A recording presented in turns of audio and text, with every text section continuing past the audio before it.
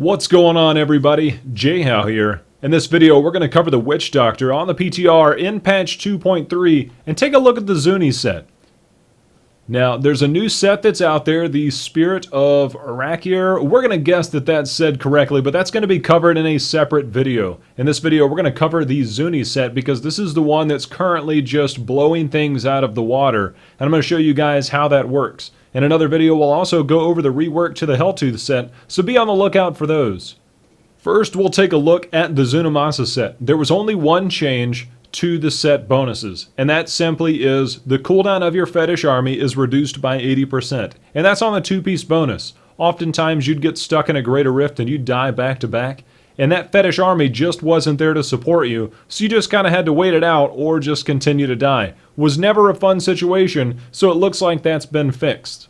The biggest change is quite simply the Kanai's cube. Why is that? Alright, so the main thing that we've always wanted is to somehow have the star medal whenever we want it. And we always wanted to have Dagger of Darts with Carnevil, and that could only take us too far. So now we have both, and you can use both of those by having Kanai's cube. Obviously, star medal is the way that you want to have this. It allows basically 100% uptime on your big bad voodoo. It's really nice, extremely powerful, and works really well with the Dagger of Darts. I'm going to go why that works so well.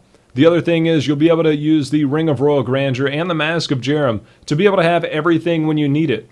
If one is better than the other, or your Mask of Jerem is rolled well, you could easily go with that. One way or the other, you need to have the Carnevil, Dagger of Darts, Star Medal, and Mask of Jerem, as well as the Ring of Royal Grandeur to really make this work. Now, one of the changes that you can be assured of is that the fact that with Poison Dart, this now allows you to proc the focus and restraint. Now, it does say resource generating attack. However, since this doesn't generate mana per se, it does still work to proc both of those. Utilizing your Piranhas and Spirit Barrage to be able to proc the other part of that with the resource spending attack, it allows you to put Spirit Barrage down, or perhaps Wall of Death, but it allows you to put it down in an area, it sits there for 5 seconds, and continues to proc what you need it to proc. As well as the Piranhas, which running with Piranado obviously allows you to group stuff up and focus target your darts. Now, one of the really cool parts about the fact that you can now have this with Dagger of Darts to cool down your Big Bad Voodoo is the fact that you can now run with Legion of Daggers. Before, we kind of had to make sure that when we were running with a Star Medal, that we had to run with Tiki Tortures. That allowed 2 fetish casters to breathe fire in a cone. That allowed them to hit more targets at once. The best part about having the Star Medal passive with the Dagger of Darts is the fact that it counts your fetish's darts, which means that your Big Bad Voodoo comes down and cools down at a ridiculously fast rate, which means you're going to have 100% uptime on this every fight that you get into. Oftentimes in the past, we would run with Grave Injustice to be able to get that cooldown of our skills a little bit quicker, but the fact that Piranado is not necessarily needed, and you can use something like Spirit Barrage and Phantasm, and the fact that your Big Bad Voodoo and your Legion of Daggers with your Fetish Army are going to come around quicker, you can now go with something else. In its place, you can run with something like Gruesome Feast, which says whenever you're healed by a health globe, gain 10% of your maximum mana and 10% intelligence for 15 seconds, stacking up to 5 times. So it allows you to rework the Zuni build, the Witch Doctor Pet build, in a little bit different way, simply by using Kanai's cube. Now, ideally, you want to have as much attack speed as you can while properly balancing your critical hit chance and damage. Utilizing something like a Witching Hour is very good when it has Poison Dart damage as well as the attack speed, crit damage, and intelligence on there.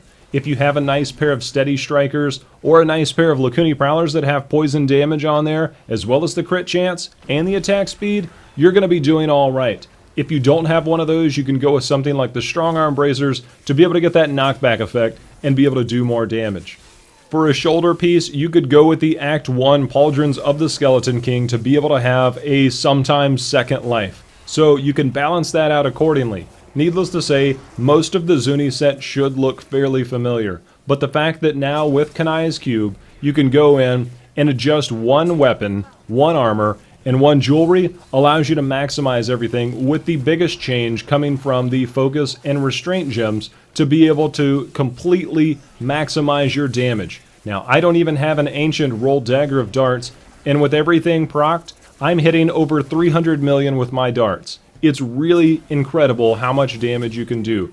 So these are just a few highlights that I wanted to spotlight with the upcoming Zuni changes. If you're on the PTR and you've managed to get in and you have those available items as a Witch Doctor, I encourage you to try this and see just how much stronger it can be. It's already at least 10 greater rift levels stronger and allows you to really push the Witch Doctor.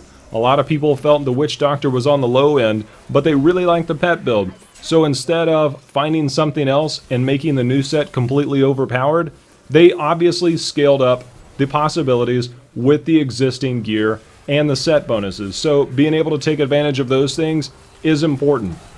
As I said, this is on the PTR and several things are subject to change. You can check back for more information and more builds and guides leading up to patch 2.3. If you're not subscribed already and you're looking for more Diablo 3 builds and content, be sure and do that as well. As also mentioned earlier, I'll be showcasing the new set bonuses of the new set, as well as the reworked Helltooth set, to be able to get you prepared for 2.3. There was also kind of a small change for Monojuma's set, which can be pretty interesting, and it just has to be seen to be believed. So be on the lookout for those videos coming very soon, if not already. Now, if you're a Witch Doctor and you have some of this gear, or most of this gear, or all of this gear, this is reason to get excited moving into patch 2.3 with the Witch Doctor. So hopefully you guys are as excited as I am. Special shout out to everybody that's kept this game going, this lobby open, and who also managed to find me a star medal on my non-season Witch Doctor. Being able to come up with different combinations is extremely likely, including the new bracers, which has Wall of Death being cast multiple times within 2 seconds before the cooldown begins. So, as I mentioned, more to come from the PTR and patch 2.3, and then once patch 2.3 goes live. Leave me a comment below and let me know what you think of this build and the changes to the Zuni set, as well as the other Witch Doctor sets. And if you like the build or you like the video, feel free and hit that like button below as well. As always, I appreciate you guys watching. Till next time, happy hunting. See you again.